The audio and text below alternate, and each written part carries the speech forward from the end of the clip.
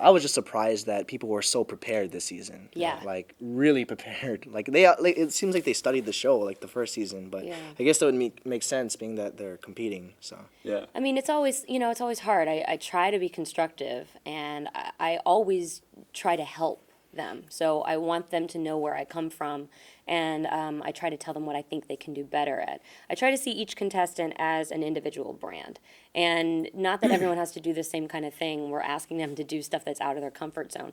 But to the same time, the same degree, I'm like, okay, I think you're this person, and I think you can do better at this part.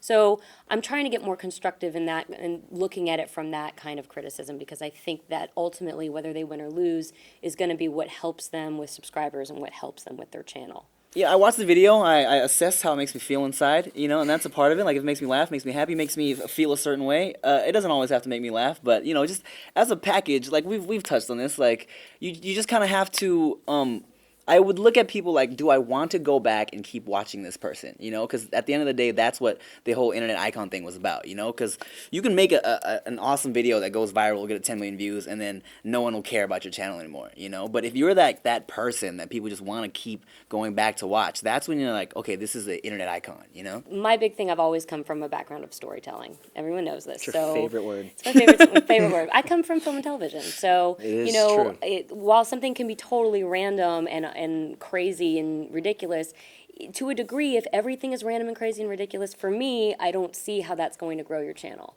If you have something that you can build a story off of, even if it's a 3-minute story, even if there's just a little tiny beginning, middle, and end, I think that shows me that you understand content.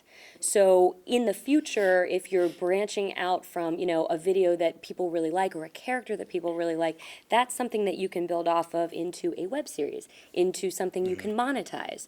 So that's where I'm always coming from, because I think that's what is going to actually make people money eventually. Yeah, I think it's good that we have like Christine, and because she differs from us too, and I think what's good about what she does is that people have been saying, it's the internet is becoming more and more about, I'm not going to say storytelling in general, but it's becoming more, I don't know what's the word for it. Like, people are from the mainstream industry are coming. I don't want to say the worlds internet's are, like, becoming colliding. I think that's her content world. creators are starting to hold the keys. Yeah. It's not people with money anymore that are saying, oh, I want to source these people to work on my project. It's content creators creating their own stuff that other people are saying, oh, crap, you're actually really good. Would you do this? Can I buy you? Right. What, would you come and work for us? Yeah. So I think a lot of the power is being now trickled back to people. It shifts probably every 20 years. It used to be big networks, and now I think it's it's the individual. That was 3.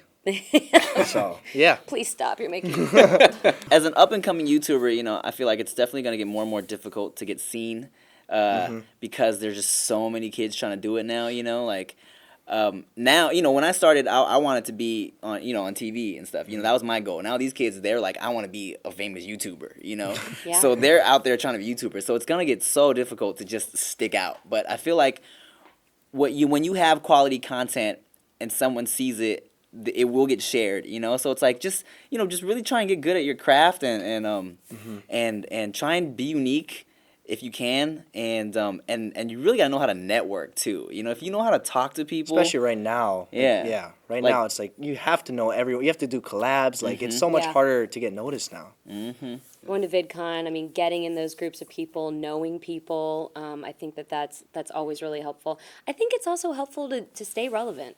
Know what's going on in the world. Yeah.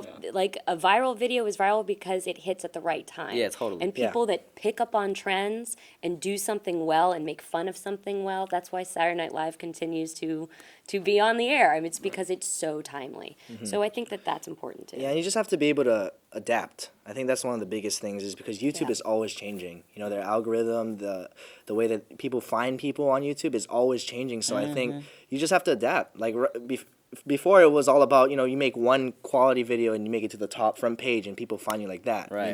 Now it's more based on watch time. So you make longer videos Yeah, that that's are more annoying. like it's built obviously like to help gamers out, because you can see like they have those long 10-minute videos or 20-minute videos of them just playing the game, but you got to adapt to what YouTube is giving you. And I just say like Tim said, just keep making quality content. Do what you think is good as opposed to what you think is good for you. But also keep in mind, the algorithms that work. If it's what you love, keep doing it. Never give up.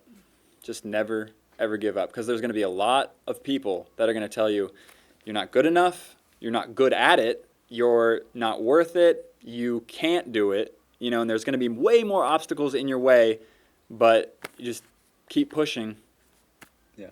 And then eventually you'll get there. I went to film school, and what that did was it gave me a lot of connections. I don't think I learned a lot, or at least I haven't figured out how to manipulate that knowledge yet, but most of it's from Google and YouTube. And I just most of my college career, I wouldn't do anything except just work. And I know my wife can attest to that, and my family can attest to that, because I wouldn't really go out and party. I wouldn't really go see friends. I wouldn't do that. I mean, and that's a sacrifice you have to make if you want it that bad. Yeah. So I just, once I felt I was good enough at a certain area, I'm like, okay, so now let's do music. So it's really difficult, because for a while there, any director likes to hide behind a lens. And it's kind of really difficult to push yourself in front of the lens and say, hey, this is me.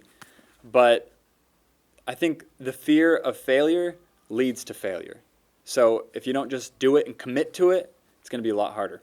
I feel like with YouTube, it's another opportunity to create a canvas, but one that's not specific to commercial breaks, not specific to whether or not how the feature is going to be released. Our partner on this, Justin Lin, directs, of course, Fast and Furious, and had a huge movie with the new Fast and Furious this year. And you spend all your time in those meetings. What's amazing about YouTube and amazing about a show like this and someone like Matthias or the Clunes or Bad Weather, any of our contestants, the meeting is kind of with your own mind. You have to have sort of the desire to get up on Saturday morning and film. Hey, who's going to bring the aluminum foil? And hey, I need a dog. And by the way, I need 4 actors. And does anybody have a dad who can come to, So you are a producer, you're a director, you're an editor, you're a music composer, you're casting, you're writing. And so it teaches you a lot of skills. Whether or not it becomes applicable, a lot of the YouTubers, I don't know if they necessarily want to be involved in Hollywood. Part of them, I think, enjoy just simply vlogging and turning on and being like, hey, look at me, I've been doing this for 3 years. And when I talk to them and they tell me their schedule, and I'm like, really? Wait, what? But then they ask me my schedule, and they're like, really? Wait, what? Yeah. So I feel like what they are learning, though, is production. And what's really clear, especially content providers like Ryan and Timothy and all of our amazing judges that we had, the fan base expects you to deliver. So if you do a video and then 2 months later you haven't delivered anything, the fickle world of YouTube subscriber, I'm going to go look at somebody else. Yeah. If you can keep churning out content, good content that addresses the needs of your target audience, then you're learning a remarkable skill, and you're going to be able to translate it. As we look at sort of the millennial generation, if we look at as these kids are growing up, the question is, I'm old, so I grew up with MTV. MTV was my world. It was my everything. I raced home, saw every show on MTV. When I would watch the Real World Road Rule challenges, that's what it was called. Now it's just called the challenge, because Road Rules isn't on, but they still have people from Road Rules, and then they're considered the old people. And then I'm like, what? I must turn this off now and just lie down and die. So will YouTube grow with that? Will those fans, will they become 40 years old and still be subscribing and wanting to grow? And so I think that's what's amazing and exciting about the future and the challenge for a lot of these people. Like everything we do in Hollywood, there's good stuff and there's crap. Yeah. And on YouTube, there's plenty of stuff where I'm like, that is amazing. And there's plenty of stuff where I'm like, really? I must call that person and please ask them to just give that camera to someone else and never pick it up. But that's the beauty of the creative community. I was lucky enough to be the mentor version of the host, so I got to really hang out with the contestants, and they were all so amazing, so creative, so different, and a lot of times I was just encouraging them to continue, to keep fighting, because you get to this point where you're going, every day you're draining every piece of energy you have, both mentally and physically, and then you got to get up and create another thing right the next day, and you literally get depressed and frustrated, because it's production's tough, and I found myself a lot of times just like encouraging him, like, it's gonna be all right, you know, Yeah, like you can you do are this. good, this is good, like and then you lose sense of like what's funny anymore, you know. Right. So there's a lot of that kind of stuff, and it was just really cool to really give them like actual experience advice. You know what I mean? Like I've been here, so here's what you're Yeah. gonna experience. Like Yeah. don't stress, get it done, hustle to the plate. You know what I mean? Like Right. just don't worry about it. And it was good to be that guy, you know. I mean, we got a lot of stuff. We have a big announcement coming August 1st. A very big announcement, so Um, stay tuned. stay tuned for on that. The interweb. But yeah, I mean, right now, I mean, we're just committed to, trying to make content that we love on our channel, which is very strange. Strange and weird, but never Maybe ends in a forsaking fart it, joke too often. You know? You know, But we haven't really grown up. Nope, not at all.